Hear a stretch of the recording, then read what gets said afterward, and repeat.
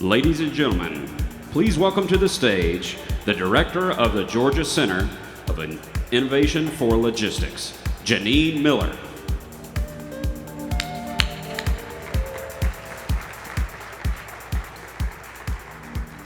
Oh my goodness, good morning. You guys are clapping and you don't even know how great your summit is about to be. That's awesome. Good morning. Oh, the lights are bright, but I think there's more of you out there than that. Can we do this again? Let's try it again. Good morning. Good morning. Welcome to Atlanta. Welcome to Georgia. Welcome to the 8th Annual Georgia Logistics Summit. I am delighted that you are here, and I'm not the only one who's delighted that you're here. I'm going to be the MC on stage a lot, but there is a cadre, an army of people behind the scenes making this event work today. So if there's anything that goes sour, it's my fault. I'll take the blame. But if it all goes well, it is on the backs of the folks who are working tirelessly to bring the summit to you.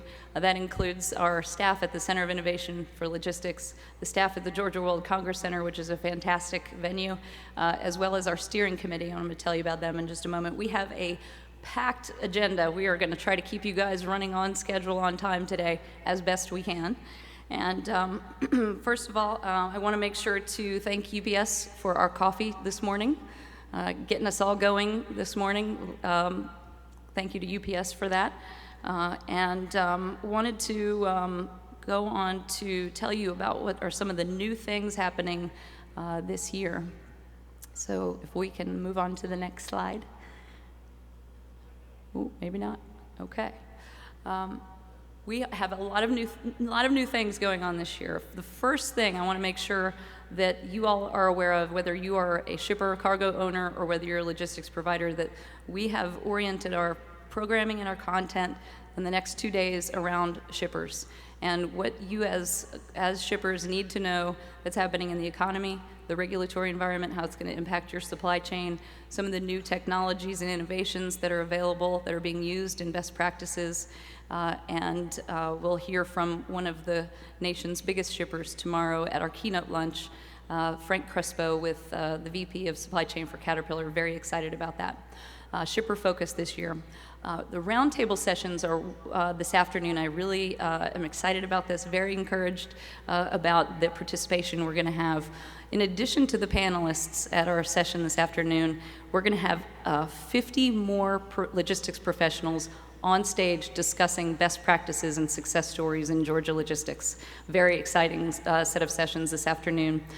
Then leading edge technology, like I said, will also be occurring during the round tables, but particularly tomorrow afternoon we'll have technology disruptors that are currently impacting our industry, helping our industry, and causing us to transform at an even faster pace. That's tomorrow in the late morning session.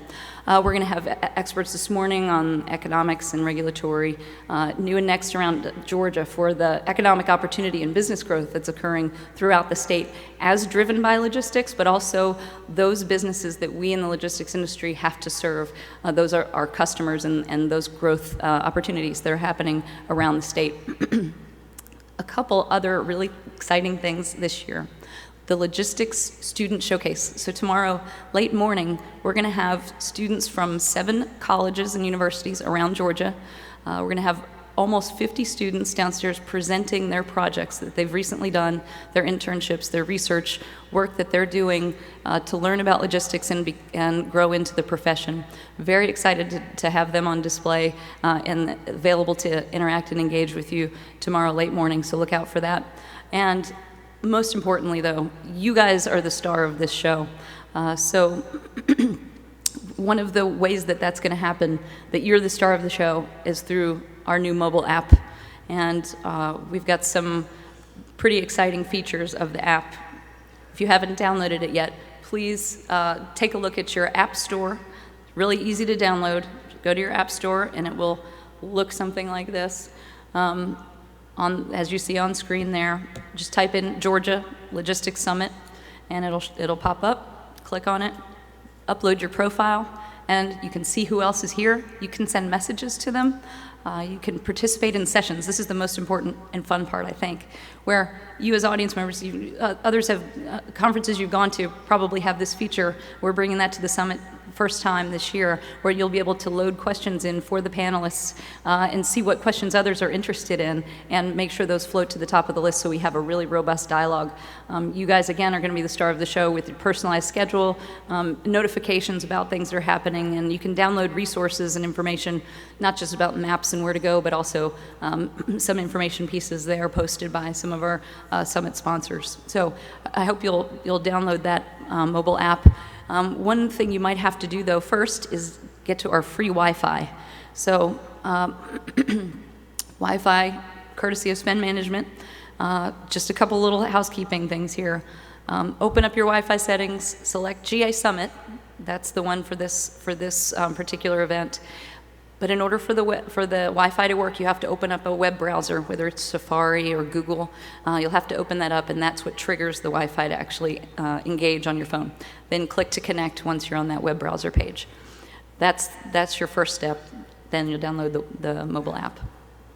Okay.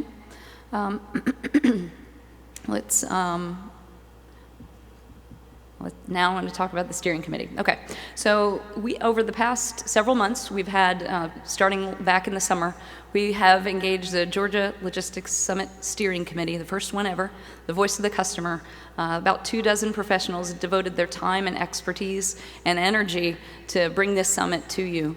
And we're going to click through some slides here. You'll see their names. I'm going to introduce them to the stage tomorrow. But we had folks from Delta Airlines, CSX, Champion Logistics, Arnold Golden Gregory, Coastal Logistics Group, Expeditors, AGCO, Arby's, C.H. Robinson, Georgia Ports Authority, Manhattan Associates, UPS, Chainalytics, and Mitsubishi Hitachi Power Systems, pardon me, Dolores, if you're here, AGCO, the Home Depot, of course, Team One Logistics. We had Paige chair it for us this year. Chad Spangler with one of Georgia homegrown shippers, Spanx was on it, Norfolk Southern. So thank you to them for their time and energy in putting the program together this year. I think you're going to enjoy it. And we'll go ahead and get on with the program here with our next slide. I would like to introduce to the stage our speakers for, oh, wait a minute, Supply Chain Day. Yeah, go back to that slide, sorry guys. So Supply Chain Day. Joseph, I think I saw you in the audience. Where are you, Joseph? There you are, great. Joseph is with BVL International Global Supply Chain Network. It originated out of Germany, but it's gone global. Tomorrow and Thursday is Global Supply Chain Day.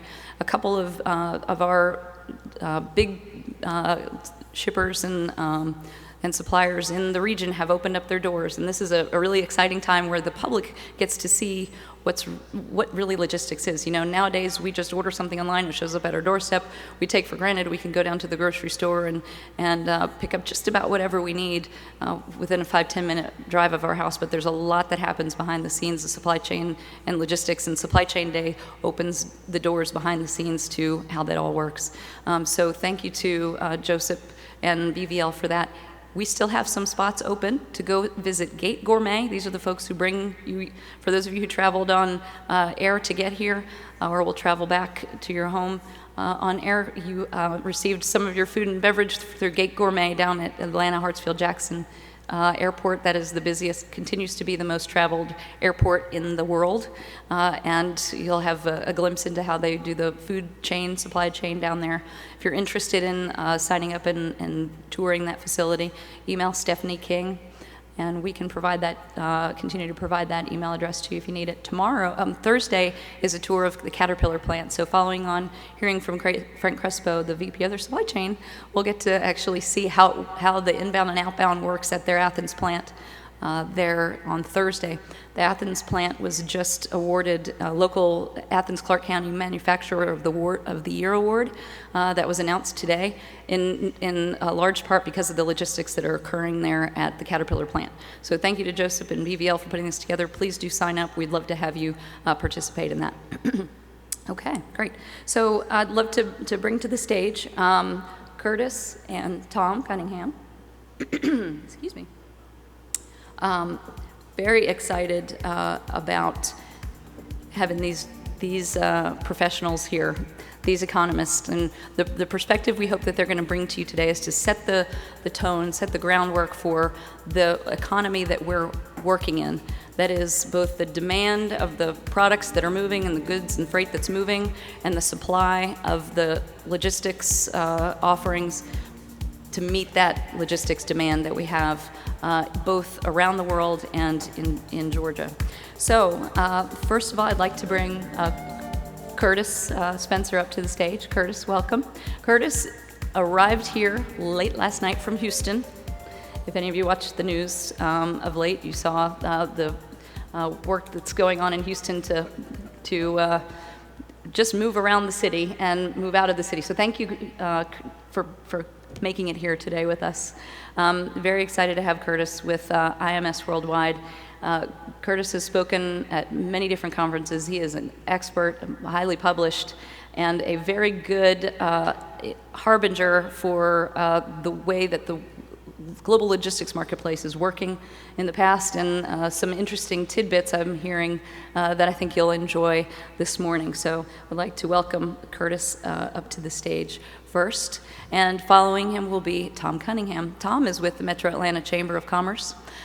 For the past 3 decades before coming on board with the stellar team at the Metro Atlanta Chamber, Tom was the economist at the Atlanta Fed. So he's got an incredible perspective on the economy here in Atlanta, Georgia, and the Southeast. So we'll get that geographic focus from Tom. So thank you to you both for being here. And I'm going to bring Curtis up to the stage, and we'll get his slides up on the screen. Thank you. Great.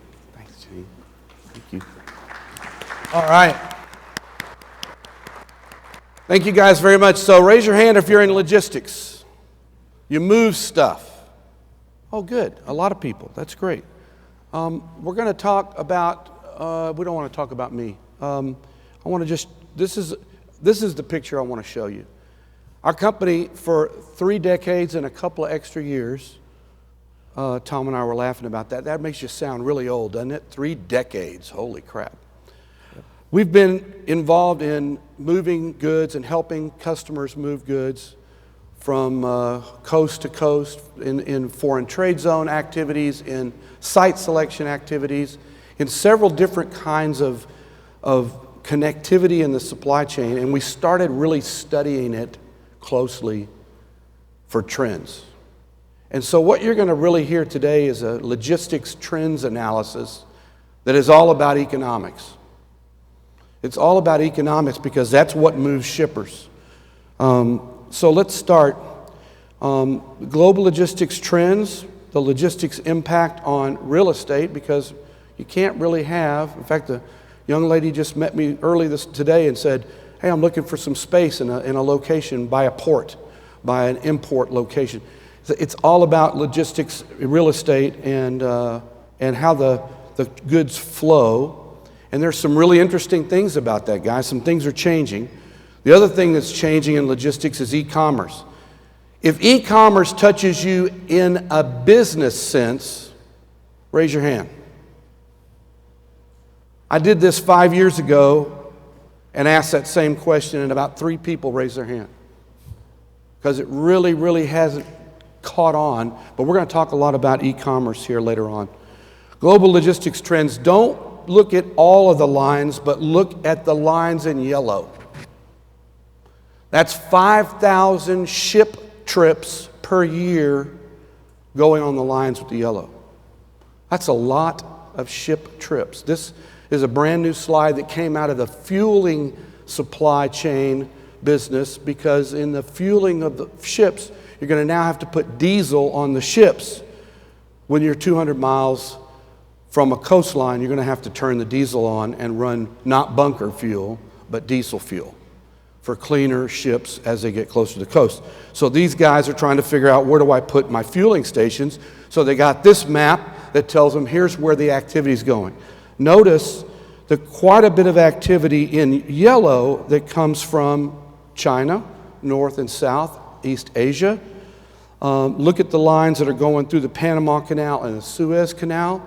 Real interesting movements there. And all along the East Coast, of course, all along the West Coast too.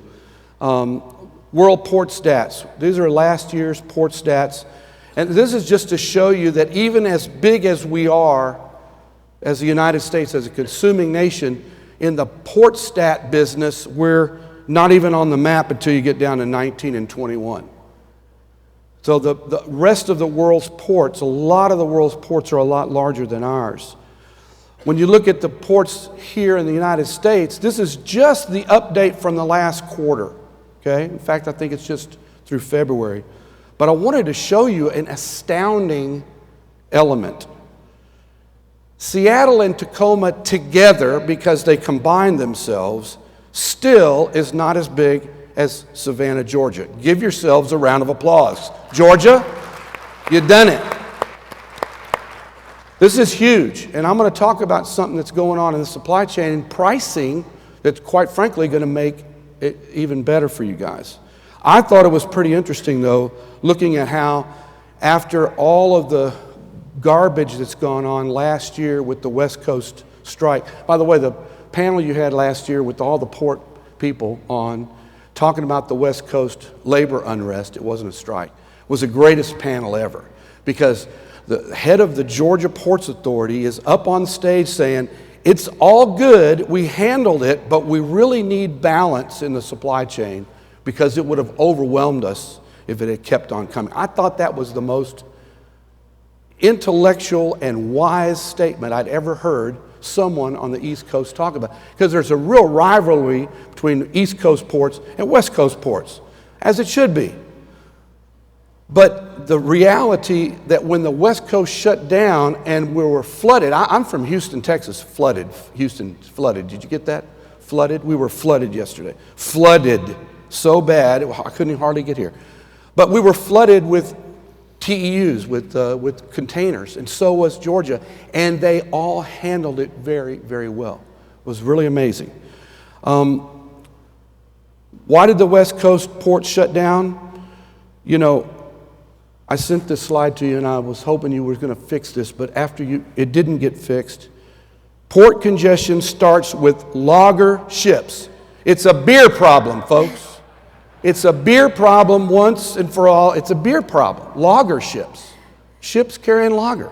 No, it starts with larger ships that really have started to cause this congestion. And I want you to think about something about a port. A port terminal is a fixed amount of space, of real estate, that I used to dump half of a 5,000 TEU ship on it.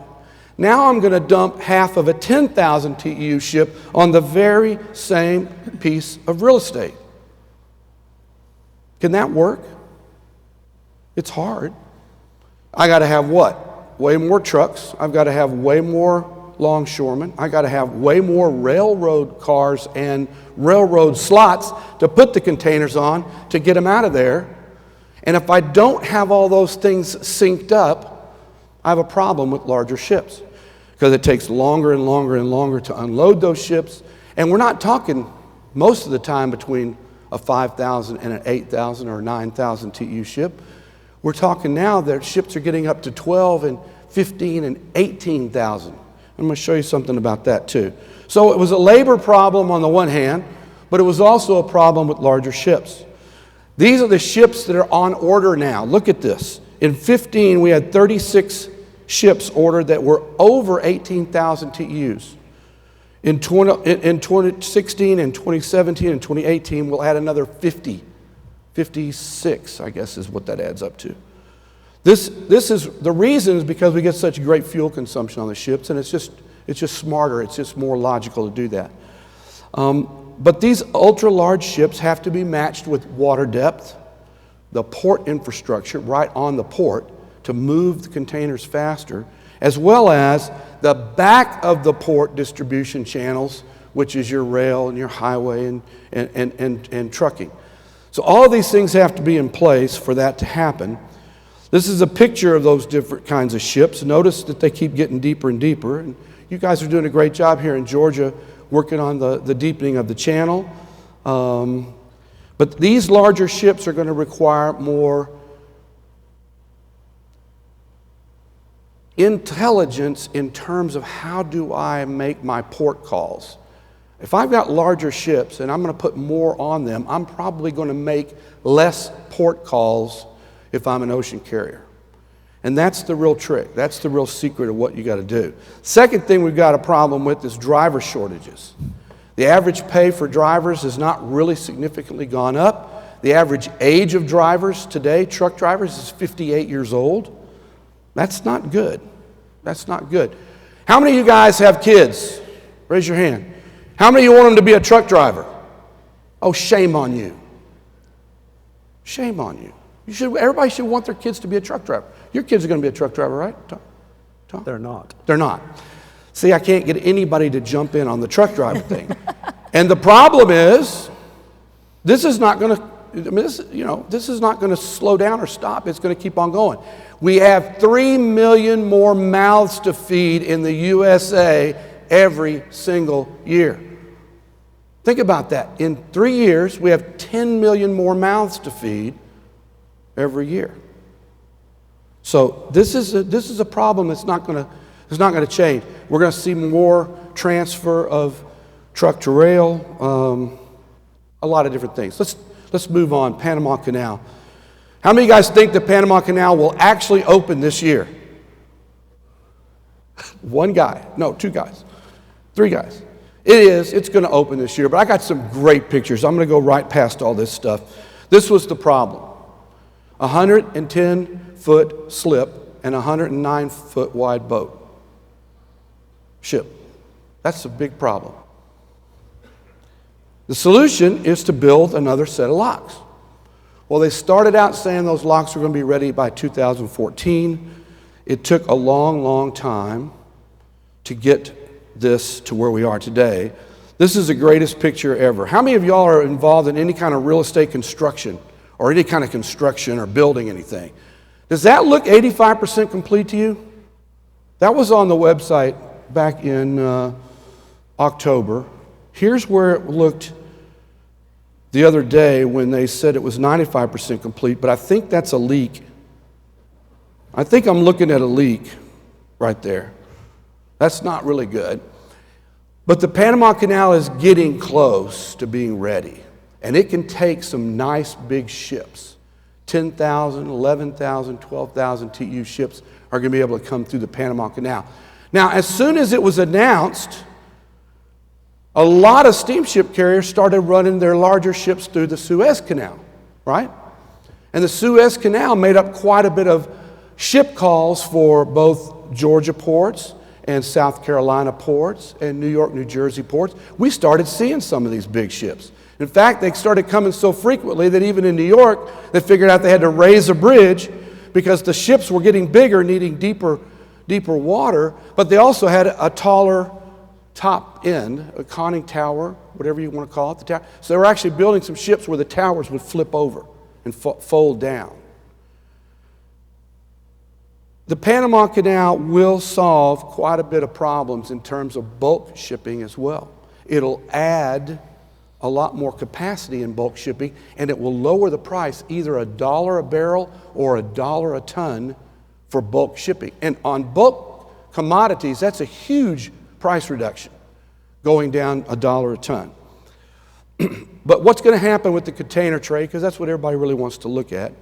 Most carriers have already repositioned. We expect it's going to be pretty much a balance, 50-50, but there are some things that are happening.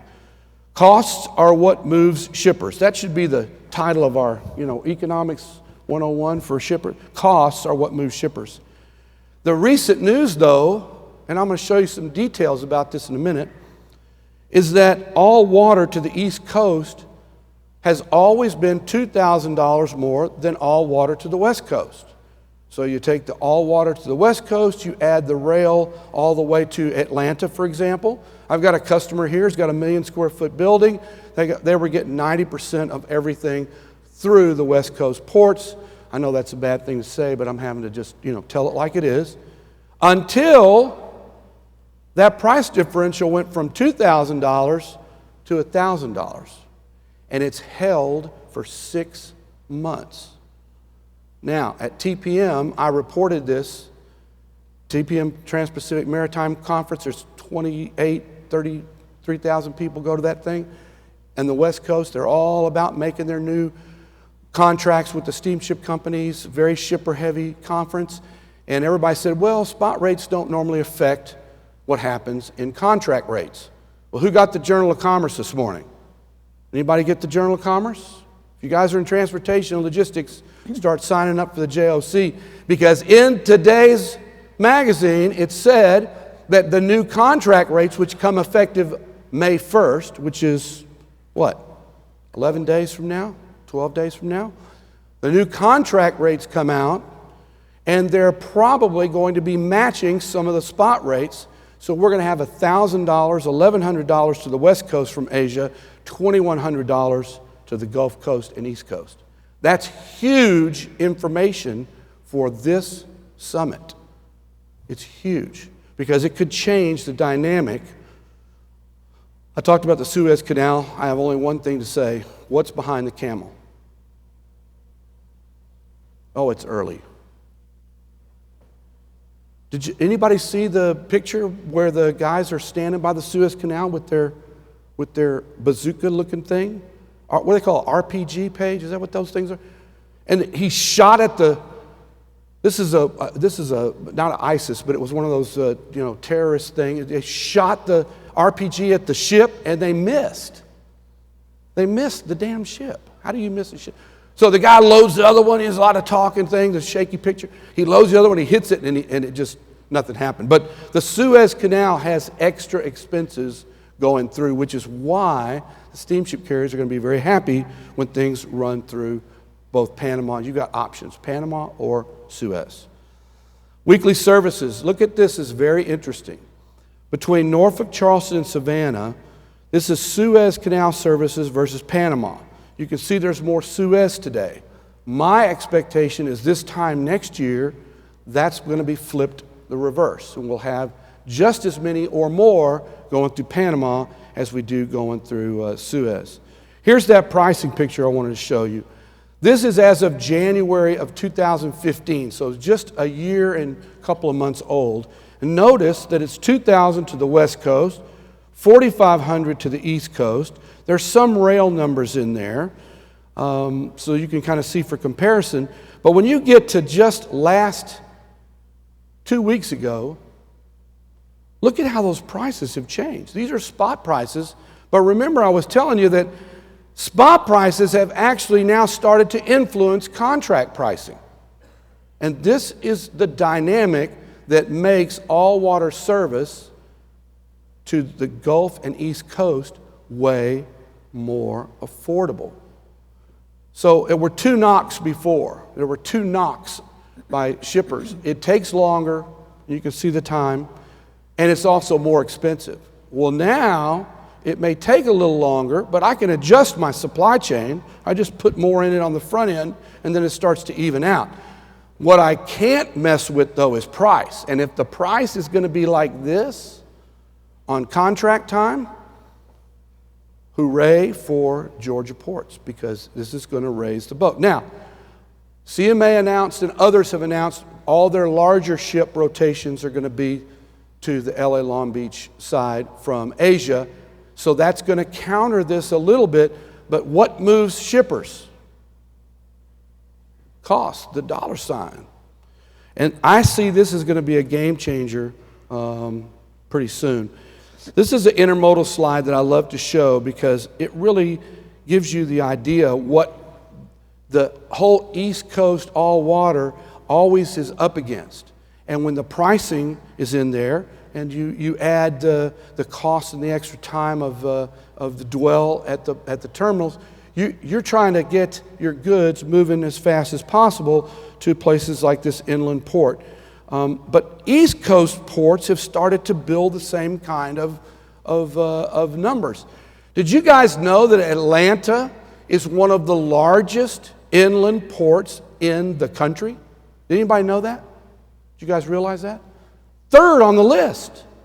Not 4th, 5th, or 6th, 3rd. 3rd, that's huge. Ahead of Dallas. That's huge. So I see that there's more going on, in my opinion, for inland ports moving goods through from the coastal ports. When that gets more all-water service, you're going to see the ability to get to Atlanta much better. A third of all new distribution facilities are being created at inland ports.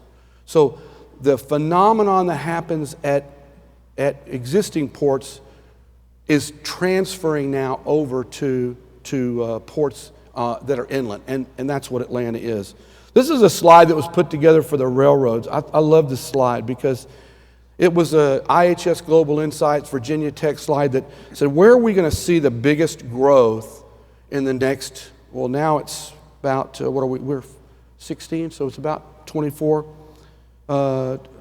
years. Is that right? Did I do that math right? 2040, about 24 years. 24 years from now, we'll have 100 million more people in the United States, 60% of which are going to be in these markets. And that overlay matches exactly what you get if you shoot the picture from NASA and you start seeing where the population lives. And the railroads commissioned the study, I'll go back, because they wanted to find out where do we build intermodal. And I've got to give it to the Eastern Roads. They have started to expand the intermodal network excellently, even embracing this whole thing that the Western Roads won't talk about, which is short-haul intermodal. And it is brilliant. So my hat's off to CSX, Norfolk Southern. You guys have done a great job. The Eastern Roads have come to the party. They're getting it. And it's a good thing to see that. All right, let's talk about something else that's driving logistics, and probably it's driving logistics batty. It's making y'all crazy. It makes me crazy because I've done site selection work for a large set of e-commerce facilities, and the criteria that's so different than just locating somewhere close to a big ball of light, it's amazing. Because I'm trying to tie things together in e-commerce that I normally didn't have to tie together.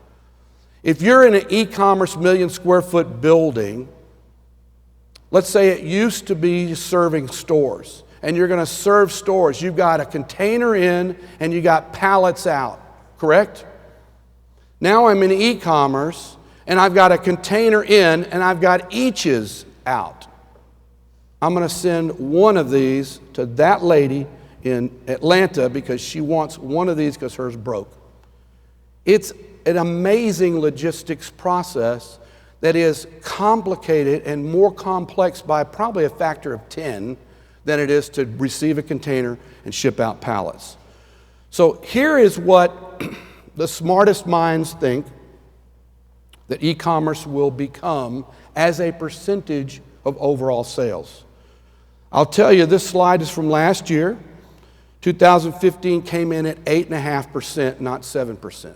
It's a hard number to see on that, but I'll just tell you that the growth is getting faster and faster than the 16 to 18% that everybody keeps talking about. That's year over year e-commerce sales growth, 16 to 18%. And it's faster than what the slide is showing you. Amazon has decided that they are going to own the logistics network. And by owning it, I mean by physical structure, but also by the transportation media. So they not only work with U.S. Postal Service and UPS and FedEx, but they've now decided they're going to get into the transportation business, especially last mile. So I started talking about e-commerce about 8 years ago, and I will ask you guys a question. How many of you buy on e-commerce every year? Raise your hand. How many of you buy on this little thing? See, 5 years ago, nobody raised their hand because nobody was buying on their mobile device. Today, they do, and that's making things go even faster. So what Amazon, okay, how many of y'all are Amazon Prime? Oh my goodness. And how many of you get things same day or next day? Same day? Oh my goodness. You guys are driving the population. You're at the head of the pack on logistics. I love it. So is everybody in New York City, in San Francisco, and Los Angeles. It's amazing how fast this same day is happening. Is that going to be good or bad for logistics service providers? I can't hear you. You should be doing backflips and screaming, "Yee-haw!" Because they can't do it themselves. Retailers are going to rely on third-party logistics providers to do that piece. It's going to be a different model than what you're used to. It's going to be a model that requires more employees. I think Jeff Bezos should buy Domino's. Domino's. Who gets to your house in 30 minutes, right? Domino's. Look at this statistic.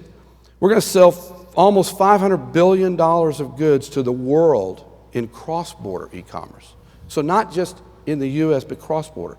By 2020, we'll buy $140 billion of goods from overseas. Those goods have to get here. They have to compete with same-day Amazon. So they're going to have to get here, they're going to have to be put into industrial real estate, and they're going to have to get delivered, okay?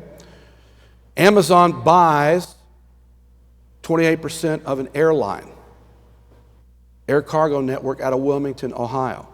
They announced their NVOCC status, and then Alibaba is now a larger retailer than Walmart.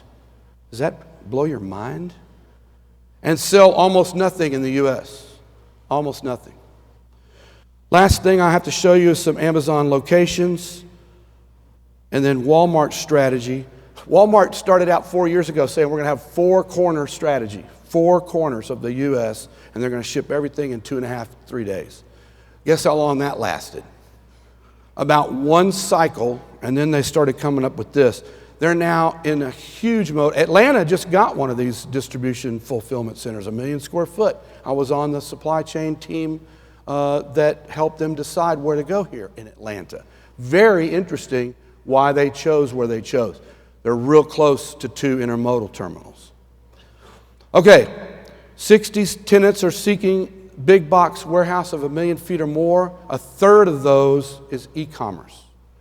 This is changing the dynamic in the landscape, and it's going to be excellent for logistics service providers. And that's it. And I had 0 on the... Thank you guys very much for having me. I really appreciate it. I'll say a word. For me? Thank you for that, Curtis. Yes. Oh, thank you. Appreciate that. And I want to encourage you guys before we hear from Tom to make sure you're downloading the app, because this is how I'm going to accept questions. I know you guys have questions for Curtis. So make sure you download the app, go to the agenda, find this session, and there's a way to ask questions in that app. So I'm going to bring to the stage Tom and hear from Tom about our economy in the Southeast. Hi. Good morning. Yeah. I used to teach economics, so I get the idea that, an hour of economics first thing in the morning is not necessarily what everybody wants to start their day with, but here we are. What I'm going to do is talk about the economic outlook and the risks to it. The idea is that as we kind of go forward, we know that whatever I say up here in terms of an economic forecast is actually going to be wrong, that there's no way around that. The trick is, though, once we know that we're wrong, what do we do about it? And so what I want to try and do is kind of give a baseline forecast and then talk about the risks to it and where things go as a consequence from things not working out quite the way they're supposed to. So let's start with a basic kind of view of the metro Atlanta economy. And what I'm going to do here is something that will make all the people that don't live in Atlanta kind of happy. And that is to argue that Atlanta as a whole is going to behave more or less like the rest of the nation. So when we look at risks to the metro Atlanta forecast, what we're really looking at are risks to the nation overall. Now, the reason that's true is because Atlanta's grown really fast over the last few decades. That if we look at what's happened beginning in the 1970s on, Atlanta has grown a couple of percentage points faster than the US in terms of job creation. And what that means is that you have to bring in people and capital from the rest of the US. As you do that, you look more and more like the US because that's what you're importing into the regional area. So now we have an economy that's very, very large. And in fact, the metro Atlanta area is a little bit bigger than the state of Indiana. If you're big on kind of globalization, we're bigger than the country of Ireland. Our economy is quite large, but as a consequence of that, what happens in Atlanta is largely determined by what's going on in the rest of the United States. We may be outperforming the rest of the United States, but the fluctuations are going to take us up and down along with the rest of what's going on. So that's really what I'm going to talk about. The overall US economy looks like it's going to do about the same this year and next as it did last year. There's an enormous amount of uncertainty associated with political events, and that's not a lot of fun. But seeing 2.5 or thereabouts growth in real terms is actually a fairly healthy thing. It's not a lot of fun because we went through a big recession a few years ago, and the recovery from that recession was very slow and not particularly satisfying. And that's unfortunate. But a big part of the problem that the US faces right now is a demographic issue. That as we look at the relatively slow rate at which the labor force is expanding, it's not because there aren't new people coming into the labor force at the same rate there were in the last few decades. It's because the baby boomers are aging out. Okay, so whereas a decade ago we were seeing growth in the labor force on the order of almost 2%, now we're seeing less than 1% growth, and the difference between those two numbers is the relatively mature, relatively high-skilled people in the overall labor force are leaving because they're aging out. That has all kinds of implications for where we're going as a country in terms of labor force participation, in terms of how we think about senior management in our firms, all kinds of stuff that is just different this time around than it has been in the past. But from an economic viewpoint, the big problem is that population's growing slower. And when you think about where growth comes from in any economy, it comes from two sources. One is population growth, and the other is productivity growth. That you either add more people or you make the people that are working there more productive. The productivity is okay now, about in line with our long-term average. The real difference, though, is that population growth, workforce growth, is smaller than it has been by historic standards in the post-war period. And that means that when you put those two growth rates together, a 2.5% growth rate that looks kind of anemic by decade-ago standards is actually pretty good.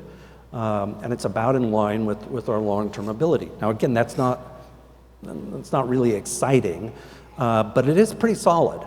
That if you are growing at the rate at which you can over a long period of time, well, that is by definition sustainable over a long period of time, and that's a good thing. I'm going to argue that the U.S. economy actually is in fundamentally better shape than a lot of other economies out there. And the big reason for that, to start with, is consumption spending. That consumption in the United States accounts for about 70% of the economy. Okay, that's more than any other economy on the planet. That's not a bad thing. The reason that you work is so that you can buy stuff to consume. So if you have a relatively advanced, relatively wealthy economy, you kind of expect to have a relatively high rate of consumption in that economy, and that's a perfectly healthy thing. It is a risk, though, that if consumers get skittish about their income streams, they can cut back on consumption. And if you cut back on consumption, you got a big problem because that's where all the action is in the economy. It doesn't look, to me at least, like that's much of a risk right now for two reasons. First is the rate of job creation. That even though the labor force is not growing particularly rapidly in a fundamental sense, job creation is doing pretty well. That we are still seeing 200,000 jobs created every month. And that's something that means that people should have a pretty good faith that their income is going to continue on a pretty steady course going forward.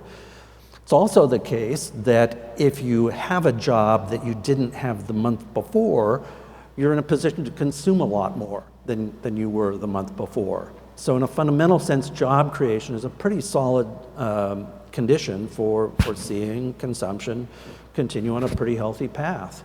The other thing that happens is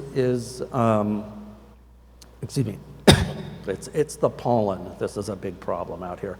Another big another big issue with consumers is their balance sheets. That if you look at this last recession, an awful lot of consumers cut back because they were afraid of having high levels of debt. And that's a very healthy thing, that in the long run, to have relatively good levels of debt. If you look at U.S. debt to income ratios, they're relatively low. If you look at U.S. debt service to income ratios, that is what you actually have to pay to service the debt, that's near a post-war low. And most of that is because of low interest rates. But the fact is that consumers' balance sheets are in really good shape. And if that's the case, the consumers have the ability to be robust in their consumption as you see little shocks come along the way to their income. So overall, we've got a real solid foundation for U.S. economic growth.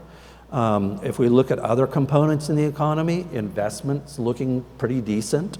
The real estate market is coming back, certainly on the commercial side, that's true. On the residential side, we are still kind of building out the housing stock in a way that we really need to meet the demands for a growing population.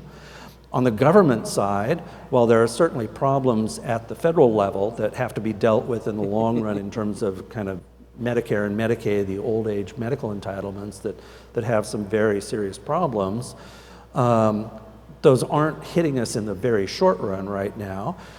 And in a deeper sense, government is really all about state and local activity in the economy. That if we think about who actually buys the stuff, the goods and services that are bought by government, about 60% of it is done by state and local governments, that they're the ones that buy the buses and the schools and the firefighters and all that. State and local governments are in pretty good shape. They're not as flush as they were going into the recession, but they have been recovering in a fairly steady way. And so while they're not back to where we were in, again, 2007, the fact is we're not going to see any kind of drop-off in government consumption in the near term. So that's really solid, too. The final area we got to look at that deserves some attention is the rest of the world. And that's something that all of you are deeply involved with. And there are some very serious issues. That if we think about the Eurozone as a blob, that's a technical term, the blob of the Eurozone is the largest economy in the world. And they're having problems. And they're systemic. The problem is that you have kind of political issues about coordinating fiscal policy across a common monetary union. It's just a real governance issue. And you add on top of that the stresses caused by the recent immigration problems. As you look at the Eurozone, it's just not looking great, and it's not looking great going forward either, that there are a lot of issues that have to be dealt with. That doesn't mean that the U.S. can't do well, but it does mean that the largest economy on the planet is kind of stuck for a little while, not doing great.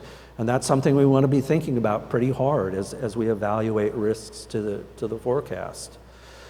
China, too, is slowing down. While they're still continuing to grow around 6%, and that's an extremely healthy rate, kind of the low-hanging fruit of easy industrialization has taken place, that we were seeing incredible productivity growth in China, largely because they were adopting technology that wasn't particularly cutting edge, and it was relatively cheap to do, and you got huge productivity gains, and that's a wonderful thing.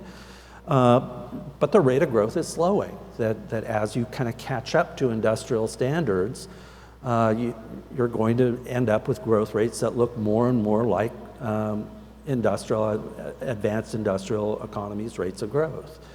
That's not a bad thing necessarily, but it is something that we want to think about going forward as trade patterns are going to shift and China is not going to grow as fast. Latin America, too, is a very, very large potential economy that has some governance problems that are a lot easier to deal with in some sense than they are in Europe, but for whatever reason, they seem to be persistent. That, if you look at Brazil and you look at Argentina, there are issues there, even though the economies themselves are potentially extraordinarily large. Another confounding factor here is kind of third country effects that are going to impact us coming from China. That as China imports less raw materials because they just don't need to build the kind of infrastructure that they were a few years ago, that's going to affect a lot of emerging economies. And because of the decreased demand for the emerging economies' exports, that's going to mean that those emerging economies are going to be in a position to buy less from the United States. And that's a risk going forward. On the upside, however, if you look at the world generally, there is this emerging middle class throughout the rest of the economy. If you think about China and India, the whole Asian subcontinent, an awful lot of Africa, and an awful lot of Latin America, you're seeing an emerging middle class. And this is a really healthy thing for our exports. That the United States makes and exports stuff that has a relatively high value added, that we gave up a long time ago making the junk. That's another technical term. The t-shirts and forks and plastic crap. We don't do that anymore. What we do is export high value added products. And as the rest of the world grows in income, the rest of the world's consumption shifts towards higher value-added products. So in the long run, the inshoring that we are seeing, or the onshoring that we are seeing of manufactured goods coming back into the United States, what's coming back in are high value-added products, things that are very energy intensive, very capital intensive, very technology intensive, not so much labor intensive, but combined produce a very high value-added product, and that's what the world is shifting their consumption towards. So in the long run, we're in actually relatively good shape as the rest of the world develops. So with that, I've got a red light going on. So let me stop by saying all of you are more or less gainfully employed. So on your way home, buy stuff. Okay? Thanks. Buy stuff. Excellent. Yeah. That was enlightening stuff. I could sit up here for another hour and talk with you guys. I have my own set of questions, and the audience has some questions too. I am going to take two of them just because I think these are great questions. Certainly one of them is related to e-commerce, the pricing structure that you're seeing, and Tom, if you've got any insight on this as well. The pricing structure of the super discounted, super fast delivery, is it sustainable? Or are we as customers going to have to pay more? Are we going to have to start paying either for shipping or the cost of goods going to embed that shipping cost in?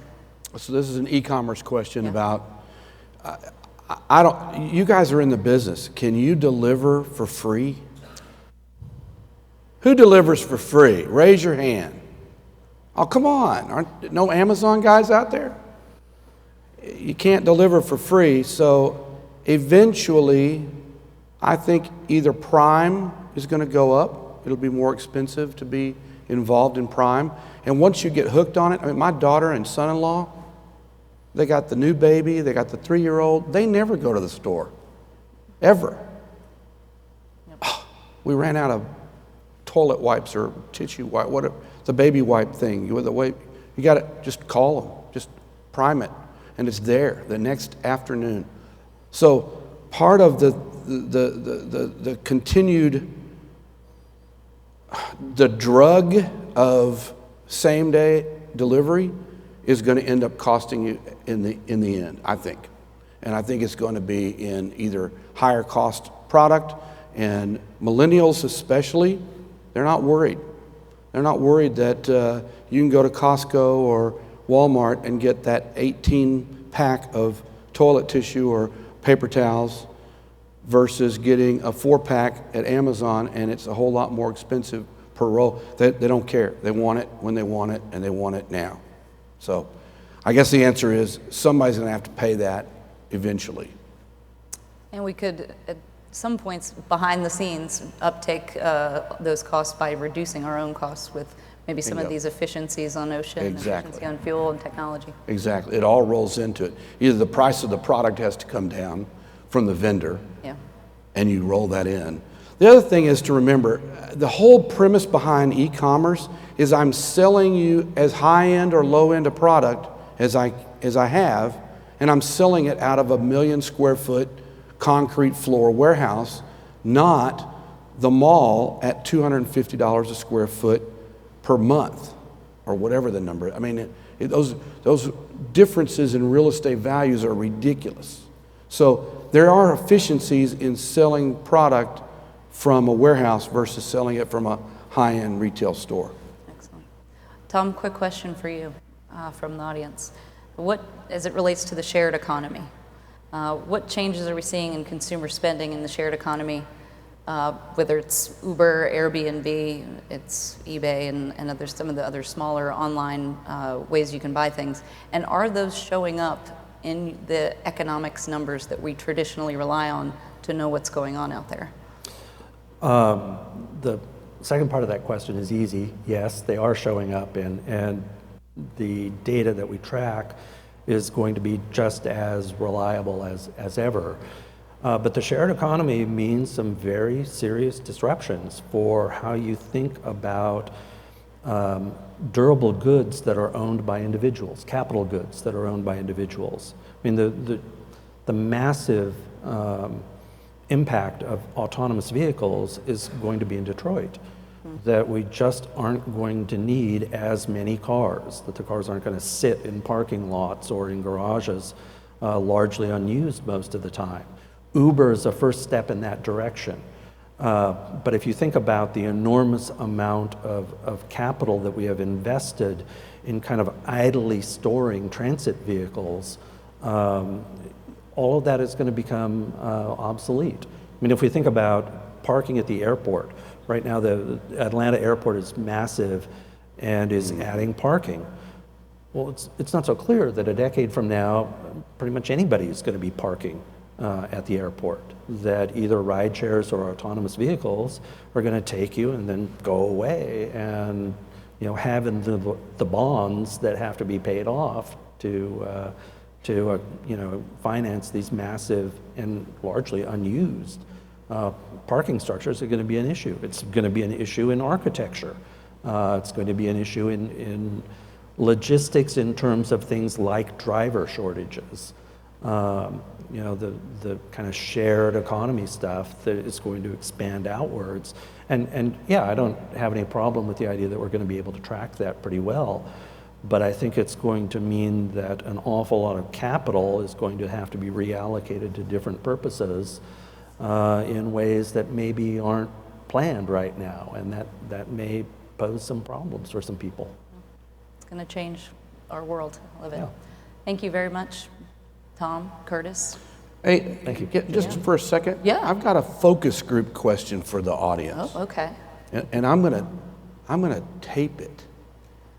So, the question to you guys is, how many of you guys think trucking costs are going up in the next year? Raise your hand. Higher. Raise it big, big, big. It has to go up. I think the truck drivers are the most underpaid group in society today, especially drayage drivers. And I keep singing this song over and over and over again, and yet a slight dip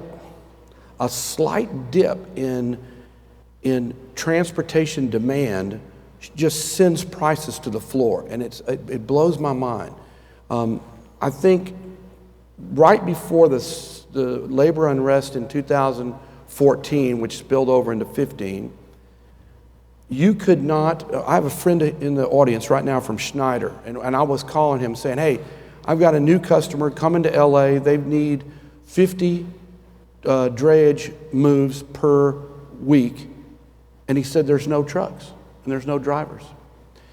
And it's so in between that time, end of 2014 to now, it's gone up and it's gone down, and it's gone critical and it's gone loose. But don't we all think that the rate for both drayage and long haul trucking has to go up? Doesn't everybody agree with that? I think the shippers are going to see that happen, and it's going to happen over a long term, nice and steady growth. But I see that happen. I'm glad you all agree with me, so thank you very much. Thank you all very much. Appreciate it.